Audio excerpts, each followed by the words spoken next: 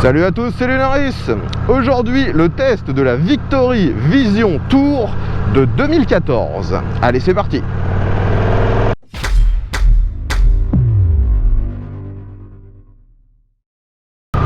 Donc les amis, aujourd'hui de nouveau, grâce à l'un de mes abonnés, je peux vous tester une machine qui est très méconnue en France, voire je dirais quasiment oubliée du grand public. Déjà la marque Victory, peu de gens se souviennent de ce que c'est.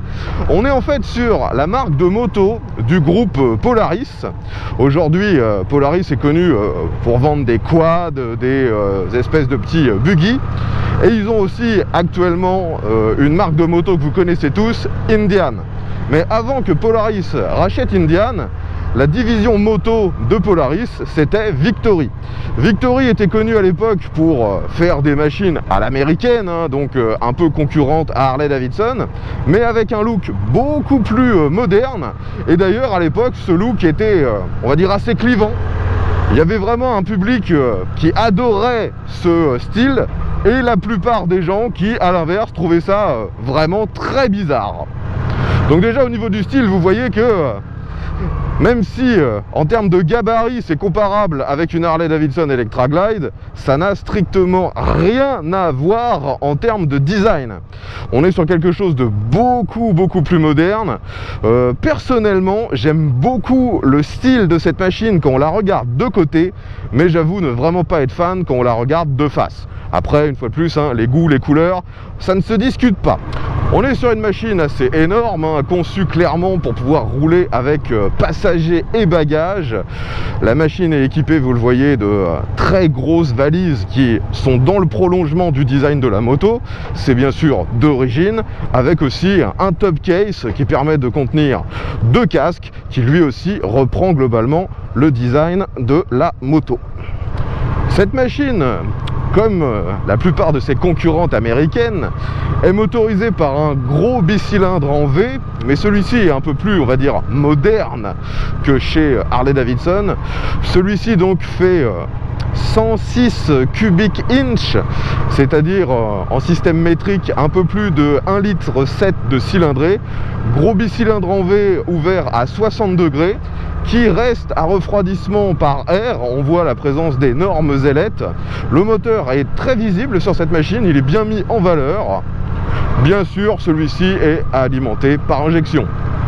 Ce moteur, donc comme je disais, se distingue de chez Harley car il ne s'agit pas d'un moteur culbuté. On est un moteur avec des arbres à cam en tête et d'ailleurs il y a 4 soupapes par cylindre. La puissance est annoncée à 92 chevaux, ce qui peut sembler faible au vu de la cylindrée. Et la moto a un poids tout plein fait qui avoisine les 400 kg. Donc finalement, en termes de caractéristiques de performance et de gabarit, de nouveau très proche aux concurrentes directes de cette machine de chez Harley-Davidson. Le modèle que je vous présente aujourd'hui est globalement d'origine. Il y a eu très peu de personnalisation sur cette machine. On a juste quelques éclairages qui ont été rajoutés en plus de ceux d'origine. Mais sinon, tout est conforme à ce que vous pouviez avoir sur cette machine à l'époque en concession.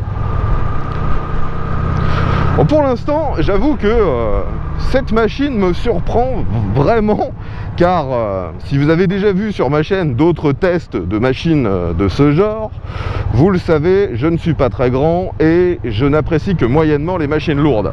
Donc là, avec 400 kg et une machine de ce gabarit, je ne suis pas à l'aise, que c'est, on va dire, une machine un peu trop imposante pour moi. Mais néanmoins, eh ben, elle se conduit beaucoup plus facilement que ce que je pouvais craindre. C'est vraiment assez facile à emmener. Le poids, même s'il est présent, est très bien réparti. Le centre de gravité semble assez bas et il n'y a vraiment que sur les manœuvres à extrêmement basse vitesse, voire à l'arrêt, où je me sens vraiment en danger, parce que il faut que j'arrive à retenir les 400 kg de la machine sur la pointe des pieds, vu que du haut de mon 1m70, il est impossible pour moi de mettre les 2 pieds à plat. La selle, même si pour ce gabarit de machine, elle est relativement fine, eh bien, ça ne me permet pas de mettre les 2 pieds à plat. Je peux mettre un pied à plat facilement, mais pas les 2. La position de conduite sur ce modèle est parfaite, je dirais. On est typiquement sur ce que j'aime sur ce genre de cruiser. On a une selle qui est un véritable fauteuil. Franchement, une fois qu'on est dedans, on n'a plus envie d'en sortir. Le guidon, vous le voyez, il est extrêmement recourbé vers moi et très large, donc j'ai un assez bon bras de levier. Finalement, la moto est bien manœuvrable et les repose-pieds sont vers l'avant. On voit que ça fait vraiment des espèces de, on va dire un peu des tabliers pour nos pieds. C'est très très agréable. En plus, sur ce modèle, on a un sélecteur de vitesse à 2 branches. Donc si vous voulez, vous pouvez passer également vos vitesses avec le talon. Mais ça, je crois que c'était une option à l'époque. Vu qu'on a le buste parfaitement droit, forcément, prendre les infos autour de nous ne pose aucun problème. Je peux, comme vous venez de le voir, me retourner et carrément inspecter si mon top case est ouvert ou pas. Et ça, sans lâcher le guidon, ça rassure. D'origine, sur cette machine, les rétroviseurs sont directement dans le carénage. Vous voyez qu'ils sont encore présents. Mais le propriétaire a rajouté en plus des rétroviseurs sur les guidons afin d'avoir un champ de vision encore plus large et donc des infos supplémentaires. Comme je vous l'ai déjà dit, la machine est d'origine et donc y compris au niveau de l'échappement. Sur ce modèle, on a un échappement de chaque côté. Ils sont en position basse, ils longent la partie basse de la machine et la sonorité est assez feutrée. Franchement, je m'attendais à quelque chose de beaucoup plus rauque. On verra tout à l'heure en accélérant fort si c'est un peu plus audible. Mais là, en ville, je n'ennuie personne. C'est vraiment très très calme et en même temps, la sonorité n'est pas désagréable.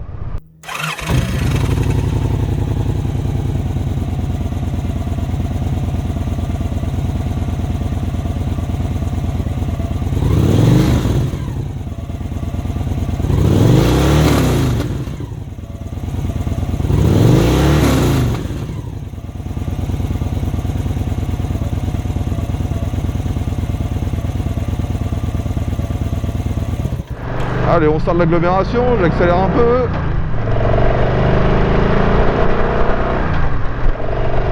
Ah, quand on accélère en ouvrant un peu les gaz, on a vraiment une sonorité de bicylindre, c'est rauque, ça monte pas très haut dans les tours, parce que vous voyez que la zone rouge commence à peine à 5000 tours. Mais on a un comportement qui est plutôt agréable et rassurant. Une fois de plus, sur une machine de ce gabarit, tant mieux. On est sur une énorme machine conçue pour faire de très grands trajets, donc au niveau de la protection, on est bien.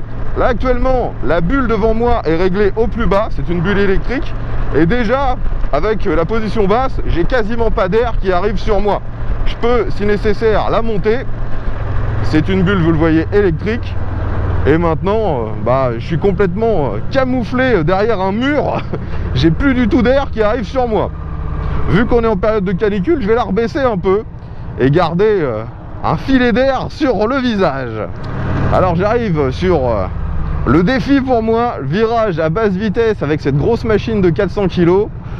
Et finalement, comme je vous disais, elle est plutôt bien équilibrée et beaucoup plus facile que ce que je pouvais croire. Je me sens assez à l'aise sur cette moto, ce qui est vraiment surprenant pour moi. Les amis, je suis maintenant ici afin de tester l'accélération de ce modèle. Donc je rappelle que le moteur fait un peu plus de 1700 cm3 pour 92 chevaux et que la moto tout plein fait est donnée pour 400 kg. On a l'ABS sur ce modèle, c'était en option à l'époque, et on a aussi un CBS, donc normalement un freinage combiné. Je vais accélérer, vérifier comment ça se comporte. Et il n'y a pas d'autre aide électronique, il n'y a pas de traction control, donc il faut que je reste quand même un peu vigilant sur ma rotation de la poignée. Allez, on est parti les amis, première. Allez, let's go.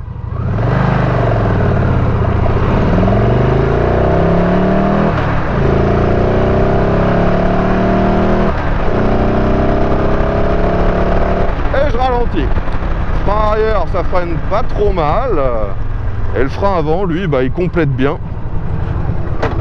Alors en termes d'efficacité au niveau moteur, forcément c'est très lourd, donc même avec 90 chevaux, c'est pas très performant. On n'est pas avec un comportement de power cruiser comme on pourrait avoir sur une Rocket 3 ou une VMAX. C'est beaucoup plus tranquille, mais c'est suffisamment efficace. Maintenant, petit demi-tour, voyons si cette énorme machine réussit à braquer sans sortir de la route. Franchement, ça m'étonnerait. Je maintiens un tout petit filet de gaz. Ouais, on va sortir, hein. La moto est très longue, c'est même pas un problème d'angle vraiment de braquage. Là, c'est la longueur de la machine qui font qu'on se retrouve tout de suite sorti de la route. On est reparti pour une accélération et je refais un petit test de freinage. Let's go.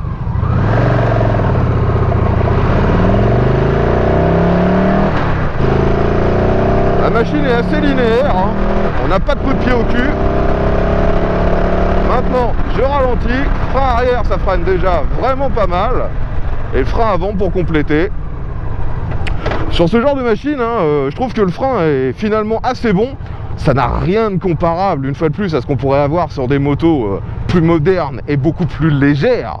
Mais c'est rassurant. À aucun moment on se sentirait en danger.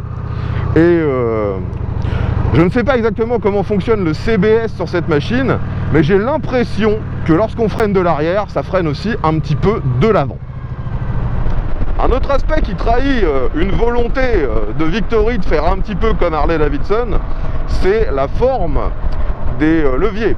Donc on a le levier de frein qui est réglable avec un design un peu large, hein, c'est très similaire à ce qu'on a chez Harley Davidson. Et celui pour l'embrayage, lui, n'est pas réglable malheureusement, toujours avec ce même look à la Harley. Allez, prise d'info et je réaccélère.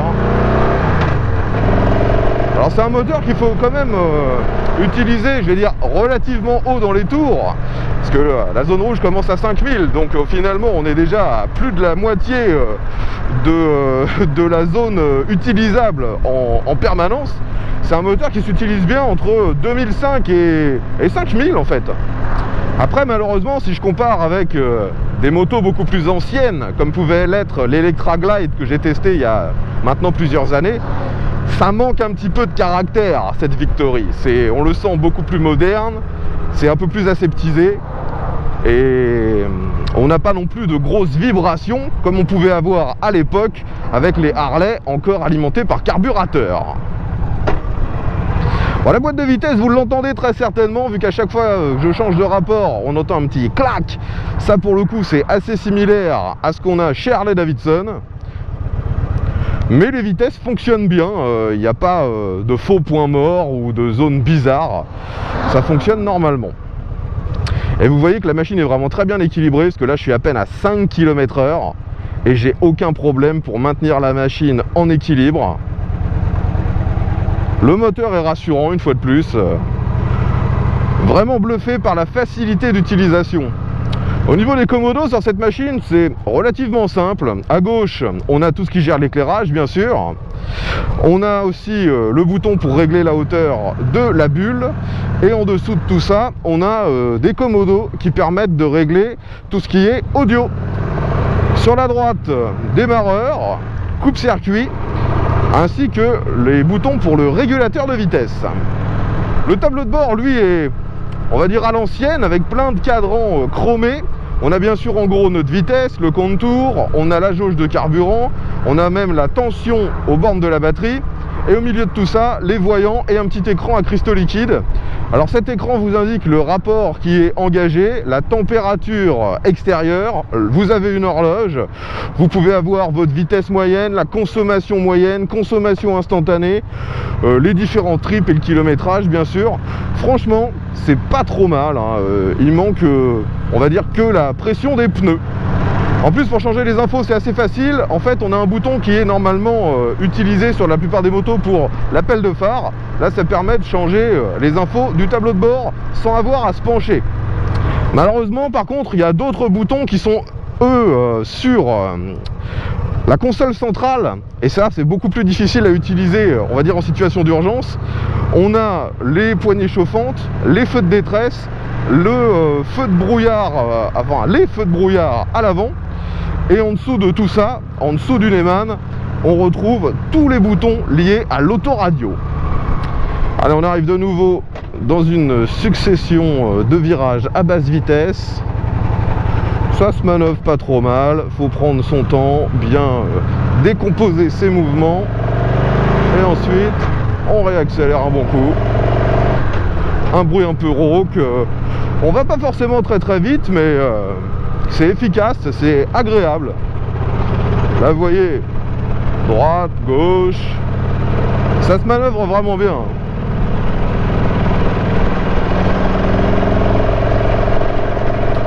Je suis actuellement en 3e à mi-régime, j'accélère à fond.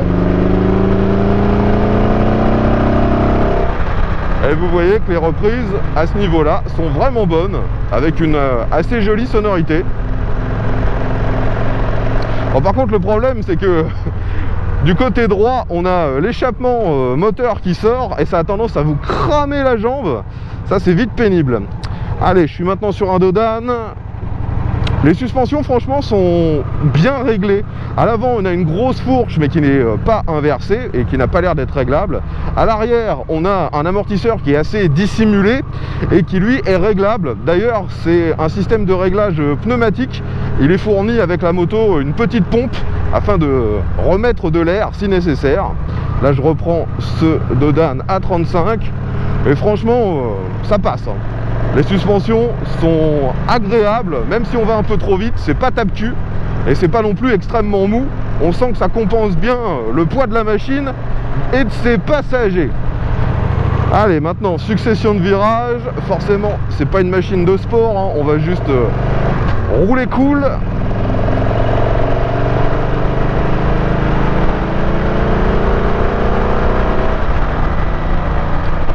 De nouveau freinage, ouais, c'est rassurant. Et la machine se penche vraiment facilement. Alors je ne sais pas jusqu'où je peux aller, parce que sur ces motos, la plupart du temps, la garde au sol est assez limitée. Je ne vais pas prendre le risque de faire frotter quoi que ce soit. La moto en plus est un peu large avec ses valises, donc je dois rester bien dans ma voie. Mais franchement, j'ai aucune crainte en fait à la mise sur l'angle. Ça fonctionne très facilement. Je suis une fois de plus bien plus rassuré que sur les autres machines de ce genre que j'ai pu tester par le passé. En plus, vous voyez, c'est vraiment très stable, hein, même si je lâche complètement le guidon. La moto, elle reste sur sa trajectoire.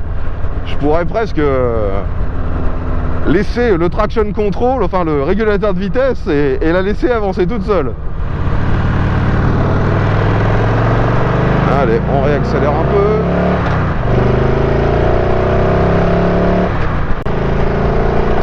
Après, il est vrai que lorsqu'on veut un peu des perfs, c'est pas fou, hein. Et je dirais même que lorsqu'on veut vraiment accélérer fort, on se sent quasiment contraint de monter presque au rupteur, ce qui est surprenant sur ce genre de machine. Encore un petit rond-point que je prends à bas régime. Là, je suis à 1500 tours.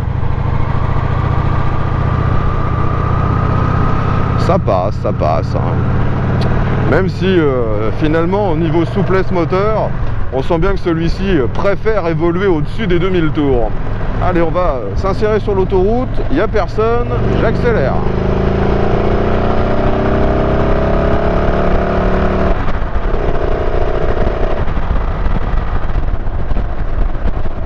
Bon, finalement, on se retrouve assez vite à cruiser en 6e.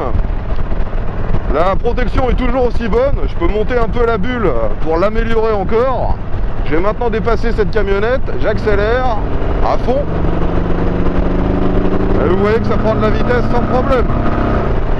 Par contre, il n'y a pas une démultiplication qui est énorme. Donc forcément, on se retrouve quand même à relativement haut régime si vous voulez aller un peu au-delà des limites. Et vu que la moto est complètement, on va dire, carénée et très grosse, on peut se retrouver aussi, lors de rafales de vent, à avoir un petit peu de mouvement parasite. Alors concernant l'éclairage sur cette machine, vous pouvez voir que la face avant est imposante, avec un éclairage halogène bien sûr, et on a en plus deux petits projecteurs qui ont été mis au niveau de l'axe de roue. Ça, je crois que c'était une option à l'époque. À l'arrière, on a aussi une façade énorme qui sert pour l'éclairage, et il y a d'ailleurs certaines parties qui ne semblent pas utilisées. Je ne sais pas si c'était juste pour le style.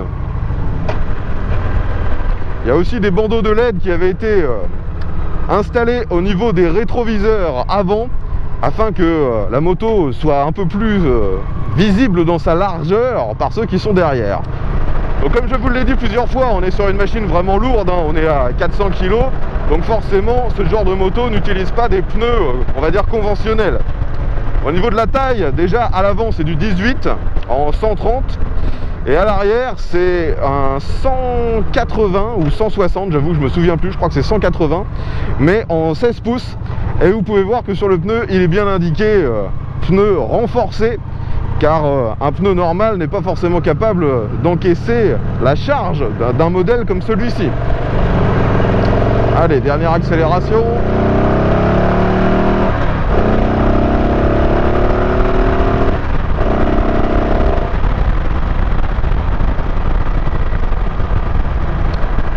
On est tellement bien protégé, franchement. On pourrait rouler pendant des heures sans se fatiguer. Bon, de toute façon, au niveau dynamique, je pense maintenant que vous avez compris les qualités de ce modèle, hein. C'est pas fou au niveau des performances, mais en termes de simplicité d'utilisation, c'est vraiment mieux que les autres machines concurrentes que j'ai pu tester. Après, vu qu'on est sur une machine haut de gamme qui se veut pour voyager, hein, avec passagers et bagages, comme je le disais précédemment, eh bien vous avez de la bagagerie d'origine, j'en ai déjà parlé. Chaque valise est capable de prendre quand même pas mal d'affaires, mais vous ne pourrez pas mettre un casque dans les valises, c'est pas possible. Par contre, le top case lui est capable normalement de mettre 2 casques sans trop de difficultés. D'ailleurs, ce top case, vous pouvez voir qu'à l'intérieur, petite particularité, il y a un miroir. Je trouve ça sympa. Et on a aussi un rangement en dessous du top case, une espèce de trappe cachée qui est assez profonde, et on peut mettre pas mal d'affaires. Franchement, c'est pas mal, hein. Dans le carénage à l'avant, on retrouve 2 trappes. En fait, celle de gauche dissimule l'emplacement qui est réservé, on va dire, à l'audio. Actuellement, en fait, il y a un câble qui est conçu pour être connecté à un iPod de la même époque que cette machine, afin d'avoir la musique utilisable, et ça directement avec les boutons qui sont aux commandes. De l'autre côté, ce n'est pas un rangement, il s'agit d'un cache pour le réservoir de carburant. D'ailleurs, au niveau de la conso, le propriétaire me disait tourner entre 6 et 7 litres au 100, ce qui me semble normal pour ce genre de machine. Donc finalement, que retenir de cette Victory Vision Tour? C'est pour moi une excellente surprise. Clairement, si vous êtes à la recherche de ce genre de machine, mais que vous trouvez les Harley Davidson peut-être avec un look trop à l'ancienne, ou tout simplement trop cher, parce que c'est vrai que les Harley Davidson sont très chers, même en occasion, eh bien ça se place vraiment comme très bonne alternative. Vous avez des rangements, la machine est facile, la puissance est suffisante même si c'est pas démentiel, on a le système audio d'origine, j'ai oublié de le dire, mais on a poignée chauffante et selle chauffante, que ce soit pour le conducteur ou pour le passager. Le passager est bien sûr parfaitement bien installé sur cette machine, la selle est gigantesque, il y a d'énormes poignées de maintien. À l'époque, c'est une moto qui n'était pas donnée. Maintenant, d'occasion, ça se négocie pour entre 10 et 15 000 euros. Tout dépend bien sûr de l'état de la machine, de son historique d'entretien et du kilométrage qu'elle peut avoir. Certains pourraient avoir peur de faire entretenir cette machine vu que la marque n'existe plus vraiment, mais comme je l'ai dit, c'était une filiale du groupe Polaris, donc maintenant si vous voulez faire l'entretien, il vous suffit d'aller chez Polaris ou chez Indian, et normalement il n'y a aucun problème pour faire l'entretien de ces machines. Là où ça peut être plus problématique, c'est si vous avez des panneaux de carrosserie qui venaient à être abîmés. Là, pour certaines pièces, j'avoue qu'il faut se tourner vers le marché de l'occasion. Il n'y a plus forcément de pièces en neuf pour tout. Enfin voilà, pour résumer, je dirais que si vous voulez rouler à l'américaine avec un look vraiment différent. Si vous aimez pas forcément les Harley, eh bien cette machine est vraiment très très bonne. Je pense maintenant avoir fait le tour de toutes les caractéristiques de ce modèle. Si vous avez des questions, l'espace commentaire est bien sûr là pour ça. Si vous faites partie des rares propriétaires de cette machine, ou si vous l'avez possédée par le passé, ou si même vous l'avez juste essayé, n'hésitez pas à nous faire part de votre retour d'expérience, ce sera apprécié, vu la rareté de cette marque et de ce modèle en France.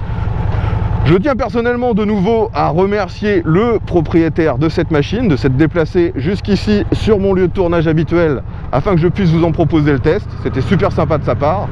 Et je reprécise d'ailleurs que l'ensemble des tests sur ma chaîne sont toujours faits en collaboration avec mes abonnés. Si vous aussi, vous avez une machine que vous aimeriez me voir tester en vidéo, bien n'hésitez pas à me contacter. Tous les moyens de le faire sont dans la description. Je rappelle que mon lieu de tournage se situe en Normandie, dans la région de Rouen. Si vous avez apprécié ce test, n'oubliez pas de mettre un petit pouce vers le haut, de partager la vidéo sur les réseaux sociaux. Je vous dis à bientôt et surtout, ve à tous!